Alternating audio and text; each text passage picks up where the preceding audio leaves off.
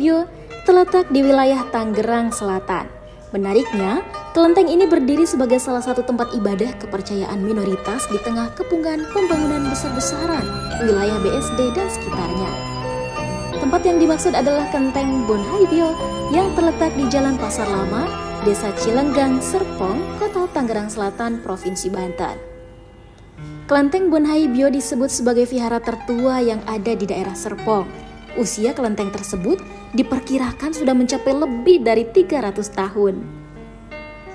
Berdasarkan penuturan pengurus, Vihara Bon Haibyo dibuat tahun 1694 sebagai tempat ibadah umat Buddha.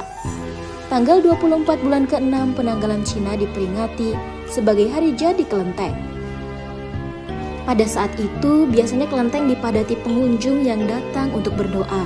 Ulang tahun kelenteng juga kerap dimeriahkan dengan berbagai atraksi seperti pertunjukan barongsai, gambang kromong, hingga pertunjukan lenong. Sejak berdirinya tahun 1694, Vihara Bon Haibyo menjadi tempat peribadatan tertua umat Buddha maupun etnis Tionghoa di Tangerang Selatan.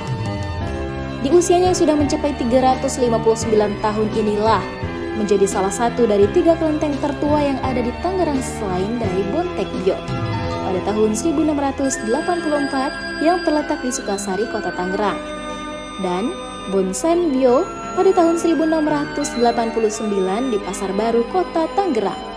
Vihara tersebut sudah memiliki 13 altar. Ketua Perkumpulan Bon Haibyo Vihara Karunajala, Tatang Yongfendi mengatakan, kisah vihara tentang pendiriannya tersebut disampaikan secara turun-temurun dari generasi ke generasi. Vihara ini berbentuk dari sebuah perkumpulan etnis Tionghoa. Bermula, pendirian vihara diawali pada masa kolonial. Warga etnis Tionghoa dari sejumlah daerah mengungsi ke Batavia karena saat itu terjadi kerusuhan. Cerita leluhurnya atau nenek moyangnya mengatakan bahwa dulu vihara ini didirikan sama orang terkaya di sini, tapi dengan bangunan seadanya. Tidak lama setelah pelarian, mereka berniat kembali ke daerah asalnya. Namun, karena kondisi masih keruh dengan suasana peperangan, warga etnis Tionghoa itu akhirnya memilih untuk singgah sementara di vihara. Mereka ingin kembali ke daerah dan singgah dulu di vihara ini sampai menunggu situasi benar-benar aman, kata Tatang. Seiring waktu, sejumlah warga pelarian yang berniat singgah sementara, akan tetapi mereka justru merasa aman dan nyaman saat tinggal dalam vihara tersebut. Ketika pelarian itu mendapat kabar bahwa di kampung halamannya masih terjadi kerusuhan dan peperangan, lantas ia membatalkan mudik sambil menunggu keadaan di kampung halaman benar-benar aman.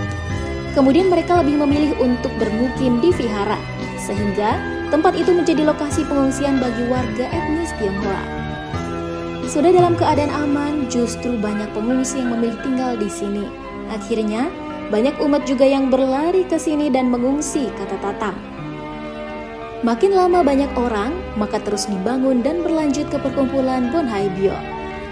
Sejak saat itu, material demi material sesuai kepercayaan etnis Tionghoa mulai diletakkan di vihara. Lambat laun, vihara tersebut berdiri kokoh sebagai tempat ibadah. Sejak kala itu, material demi material sesuai kepercayaan etnis Tionghoa mulai diletakkan di vihara itu dan menjadi bangunan ibadah bagi umatnya. Cukup lama menjadi lokasi pengungsian bagi warga etnis Tionghoa, vihara tersebut dipilih menjadi lokasi perkumpulan Bon Haibyo. Saat kepemimpinan Presiden Republik Indonesia Soeharto, keberadaan perkumpulan etnis Tionghoa tersebut mulai terancam. Presiden Soeharto mengeluarkan Instruksi Presiden atau Inpres nomor 14 tahun 1967 tentang larangan tradisi keagamaan dan adat istiadat etnis Tionghoa secara terbuka dan di depan publik. Bon Haibyo itu kelenteng atau leluhur menjadi kepercayaan kalau vihara itu umat Buddha. Dulu Bon Haibyo ini berdiri di depan, terus zaman Soeharto kepercayaan itu mau dihilangkan. Jadi alat kepercayaan Buddha yang kita kedepankan atau kelenteng, kata Tatang. Bergeser ke masa kepemimpinan Presiden Republik Indonesia Abdurrahman Wahid alias Gus Dur, pemerintah mengeluarkan Inpres nomor 6 tahun 2000 yang isinya mencabut Inpres nomor 14 tahun 1967. Sejak saat itu, etnis Tionghoa tak terkecuali di Vihara Karuna Jalan Bon Haibyo ini mulai kembali melangsungkan aktivitas kepercayaan dan menggelar kegiatan adat istiadat secara terbuka. Jadi sekarang Bon Haibyo kembali dan didekatkan dengan Sang Buddha. Jadi, kelenteng dengan Bon Haibyo disatukan kembali, ucap Tata. Sekretaris Perkumpulan Bon Haibyo, Vihara Karuna Jala, Serli mengatakan, awalnya perkumpulan itu mendirikan Vihara Bontek Bio dan Bontek San Bio di Tangerang. Lalu lahirlah Bon Haibyo di Tangerang Selatan. Ketiga vihara ini disebut sebagai 3 serangkai karena dibangun berdasarkan tradisi Bon yang merupakan satu keturunan. Serli menjelaskan, arti dari Bon adalah sastra, kemudian Tek artinya kebajikan dan Bio artinya tempat ibadah.